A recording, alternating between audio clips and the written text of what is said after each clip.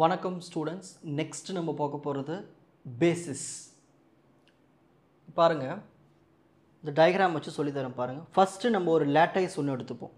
ப்ராப்பரான லேட்டைஸ், ஆட்டம்ஸ் எல்லாம் ஆர்டராக arrange ஆகிருக்கணும். So ஒரு ப்ராப்பரான லேட்டைஸ் எடுத்துக்கிறோம். அதில் 4 பாயிண்ட்ஸ் இருக்குங்க இல்லையா, அதுதான் நம்ம ஒரு யூனிட் செல்லுன்னு சொல்லுவோம்.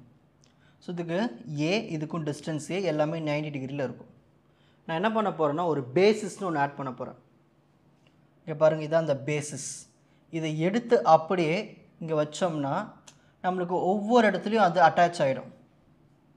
ஸோ நம்மளுக்கு இந்த மாதிரி ஃபார்மேட்டில் கிடைக்கும். ஓகேங்களா? இப்படி கிடைக்கும்பொழுது நம்ம யூனிட் செல் பாருங்கள், இப்போது ஒரு கிறிஸ்டல் ஃபார்முக்கு வந்துடும்.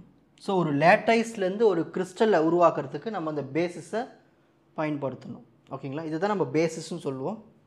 இதுக்கான டெஃபினேஷன் பார்க்கலாம். நமக்கு ஒரு கிறிஸ்டல் ஸ்ட்ரக்சர் எப்படி கிடைக்குது?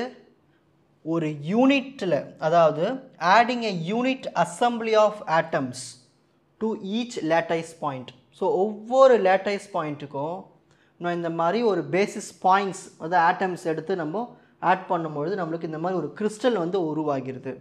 ஓகேங்களா? இந்த அசம்பிளி தான் நம்ம பேசிஸ்ன்னு சொல்லுவோம். ஓகேங்களா? இதுக்கு ஒரு எக்ஸ்ப்ளனேஷன் பார்க்கலாம். நம்ம எடுத்துக்கிற அந்த பேசிஸ் வந்து ஒரு சிங்கிள் ஆட்டம், ஒரு ஆட்டம் கூட எடுத்துக்கலாம். அப்படி இல்லையா நிறைய அசம்பிளி ஆஃப் ஆட்டம்ஸும் எடுத்துக்கலாம். ஓகேங்களா? அதுக்குன்னு கண்டிப்பாக என்ன இருக்குன்னா, ஒரு ஓரியன்டேஷன் இருக்கும். ஒவ்வொன்றுத்துக்குமே சேமாக இருக்கணும். ஒரு ப்ராப்பர் லேட்டைஸ் கிடைக்கணும், ஒரு ப்ராப்பர் கிறிஸ்டல் கிடைக்கணும்னா சேம் ஆட்டம்ஸ் எடுக்கணும், சேம் காம்போசிஷனில் இருக்கணும், அரேஞ்ச்மெண்ட் எல்லாம் ஆர்டராக இருக்கணும். அப்போ தான் பர்ஃபெக்டாக கிடைக்கும் நம்மளுக்கு. ஓகேங்களா? ஸோ நம்ம எடுத்துக்கிற அந்த பேசிஸை ரிப்பீட்டடாக ஒரு ஸ்பேஸ் லேட்டைஸில் நம்ம வச்சுக்கிட்டே வரும்பொழுது நம்மளுக்கு பர்ஃபெக்டான ஒரு கிறிஸ்டல் ஸ்ட்ரக்சர் கிடைக்குது. ஓகேங்களா? ஸோ ஒரு ஸ்பேஸ் லேட்டைஸ் கூட நம்ம பேசிஸை ஜாயின் பண்ணும்பொழுது தான் நம்மளுக்கு என்ன கிடைக்குது? கிறிஸ்டல் ஸ்ட்ரக்சர் கிடைக்குது.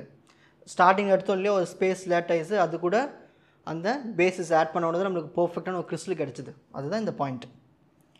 The basis combined with the lattice points in which two are added into one lattice point.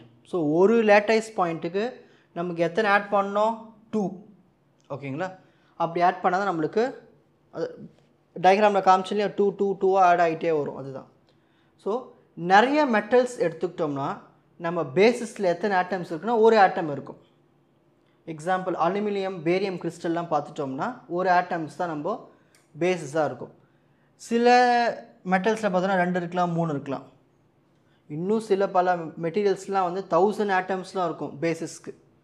So நம்ம உப்பு எடுத்துப்போம், சோடியம் குளோரைட், பொட்டாசியம் குளோரைட்லாம் வந்து ஒவ்வொரு பேசிஸ்க்கும் 2 ஆட்டம்ஸ் இருக்கும். இப்படி 2 இருக்கும். இதே கால்சியம் குளோரைட் எடுத்துக்கிட்டோம்னா 3 இருக்கும். ஓகேங்களா? 3 இருக்கும் ஒவ்வொரு பேசிஸ்க்கும். இதுவே காம்ப்ளிகேட்டட் ஸ்ட்ரக்சர், அதுக்கெலாம் என்ன இருக்குன்னா 1000 ஆட்டம்ஸ்லாம் இருக்கும் பேசிஸில். அப்படின்னா அந்த ஸ்ட்ரக்சர் எப்படி இருக்கும் பாருங்கள், யோசிச்சு பாருங்கள் நீங்களே.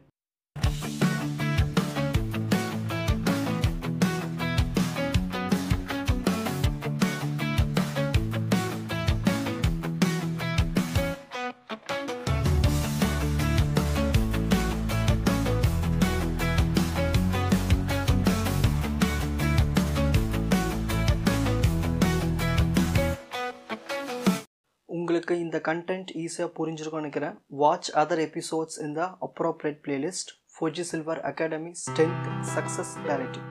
வணக்கம்.